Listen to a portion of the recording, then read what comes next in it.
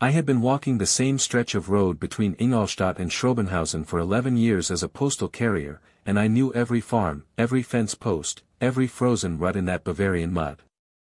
So when I passed the Gruber farm on the morning of April 4, 1922, I noticed immediately that something was wrong. The mail had been piling up for 3 days. I had stuffed it in the box myself, and none of it had been taken. The smoke was rising from the chimney, which told me someone was inside, but no one had come to the door, no one had fed the animals €1, I could hear them crying from the road. I told myself Andreas Gruber was a difficult man and probably just ignoring me out of spite. He had done stranger things. But then I saw the footprints. They came from the tree line to the south, single file, pressed deep into the crust of the late snow that had fallen 2 nights before. They walked straight to the farmhouse door. They did not walk back out. I stood there for a long time staring at those prints. I told myself there was an explanation. A farmhand who had come in through the back. A neighbor. Anything. I delivered the remaining post, noted in my logbook that the Gruber farm appeared unattended, and I kept walking.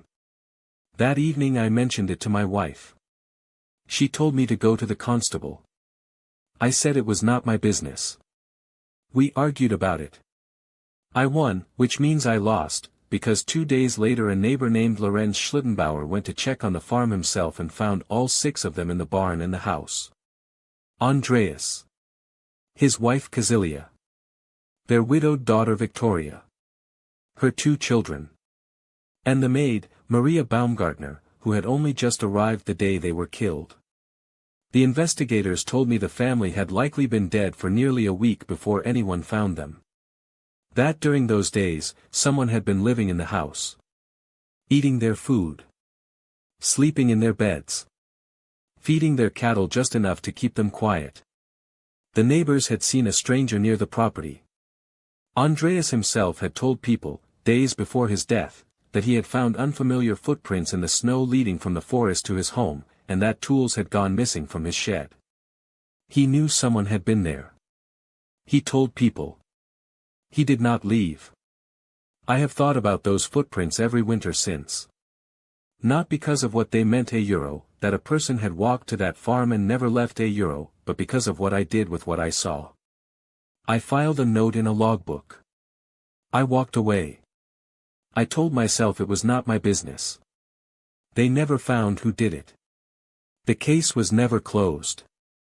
I am an old man now and I have made my peace with most things, but I have not made my peace with that morning. The smoke rising. The uncollected mail. The prints going in and none coming out.